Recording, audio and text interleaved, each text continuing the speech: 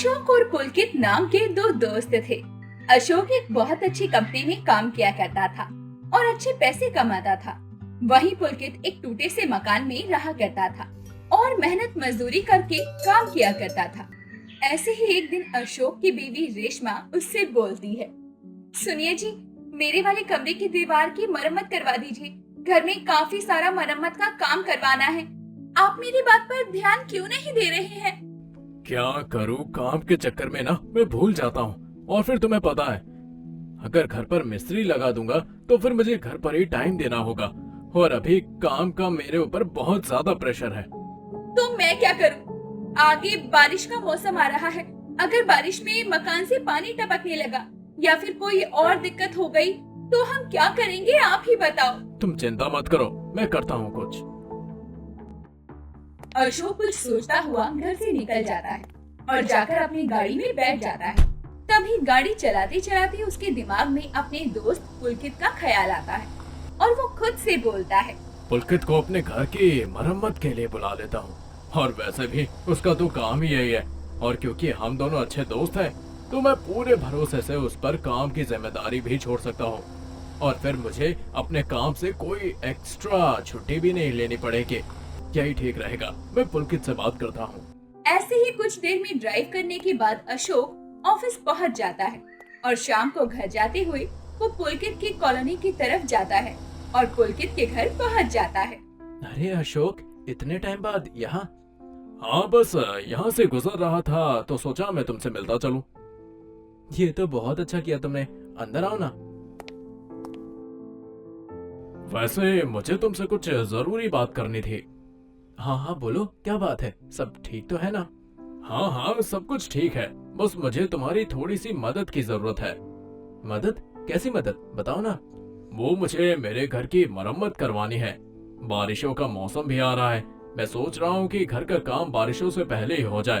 अगर तुम थोड़ा समय निकाल कर मेरे घर का काम कर दोगे तो बड़ी मेहरबानी होगी तुम्हारी। अरे बस इतनी सी बात, कल से ही मैं काम शुरू कर देता हूँ। अपने काम की बातचीत कर अशोक वहाँ से चला जाता है। तभी पुलकित की बीवी रचना उससे बोलती है, जी ये आपने क्या किया? आपने अपने दोस्त को काम के लिए हाँ क्यों बोल दिया? आपने तो आज ही इतने बड़े घर का ठेका लिया था। अब आप उन्हें क्या कहेंगे? कहना क्या चाहती हो तुम? उन्हें मना कर दो? अरे मेरी और अशोक की इतने सालों से दोस्ती है और इतने सालों की दोस्ती में उसने पहली बार कोई मदद मांगी है। मैं उसको ना नहीं कह सकता।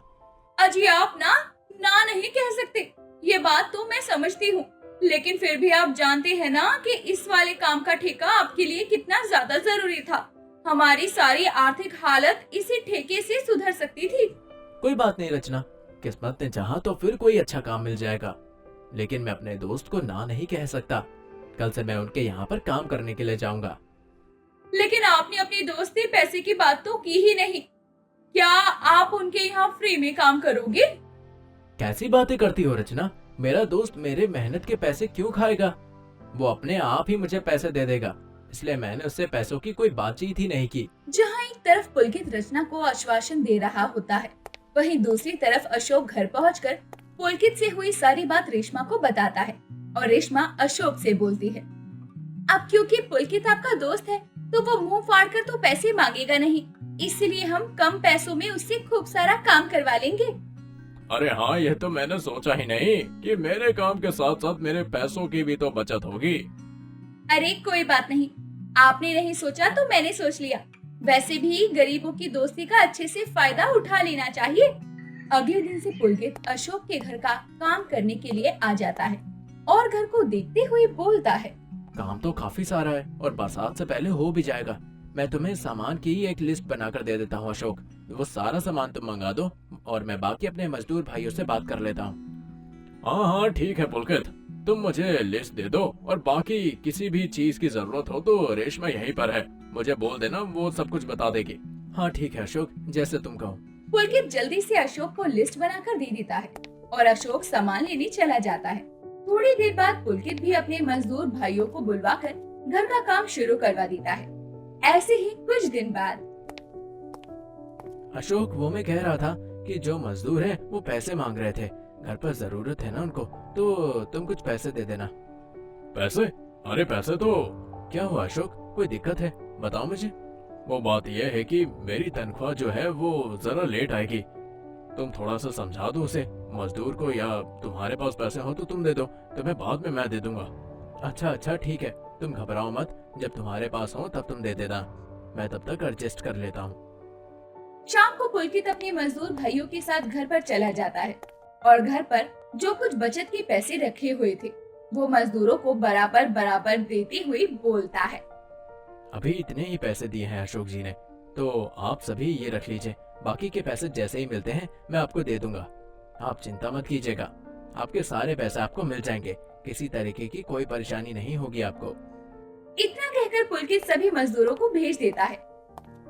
तभी रचना बोलती है, अजी ये क्या किया आपने? ये हमारी बचत के आखिरी पैसे थे, हमारे पास और पैसे नहीं है, आपने वो भी मजदूरों में बांट दिए, भला क्यों? अरे घबराओ मत रचना, अशोक की तनख्वाह ही नहीं आई थी, इसलिए उसने मुझसे कहा कि मैं अपने पैसे दे दूं, बाद में मुझे वो पैसे दे देगा। और मुझे अपने दोस्त पर पूरा भरोसा है, वो मेरे हक के पैसे को नहीं मारेगा, ना ही किसी और के पैसे मारेगा।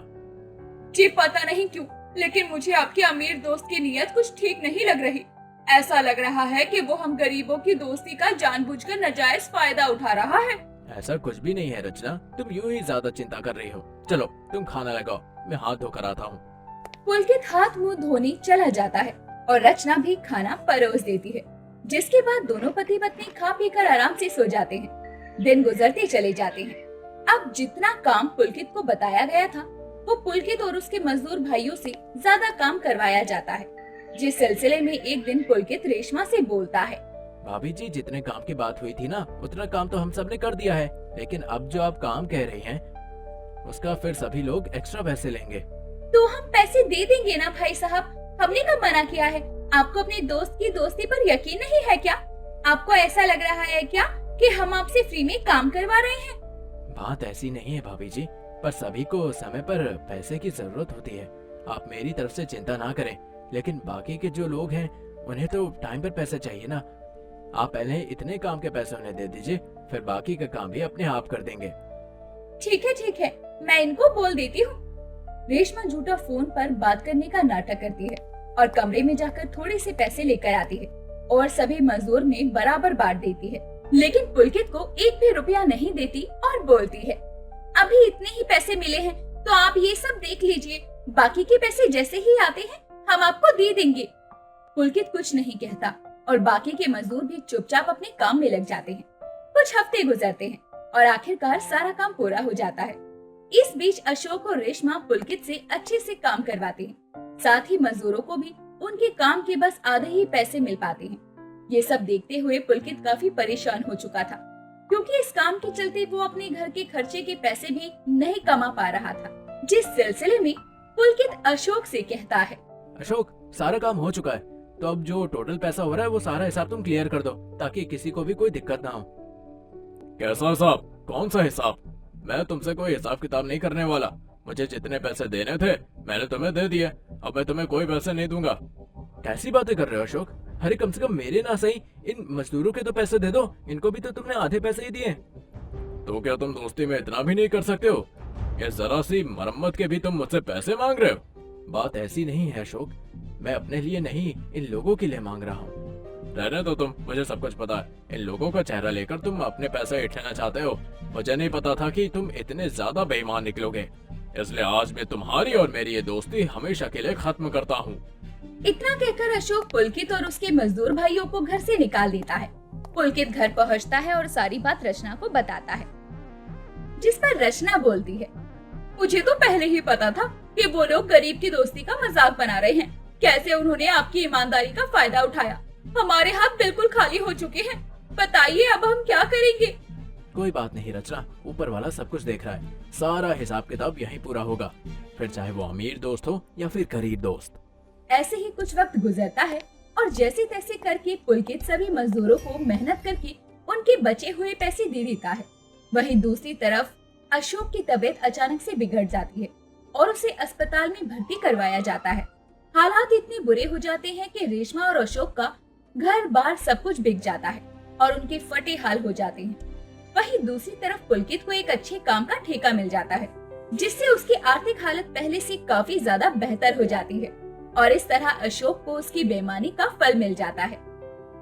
अगर आपको हमारी ये वीडियो अच्छी लगी हो तो वीडियो को लाइक और चैनल को सब्सक्राइब जरूर करें और अपने दोस्तों को शेयर करना ना भूलें। साथ ही बेल आइकन प्रेस करें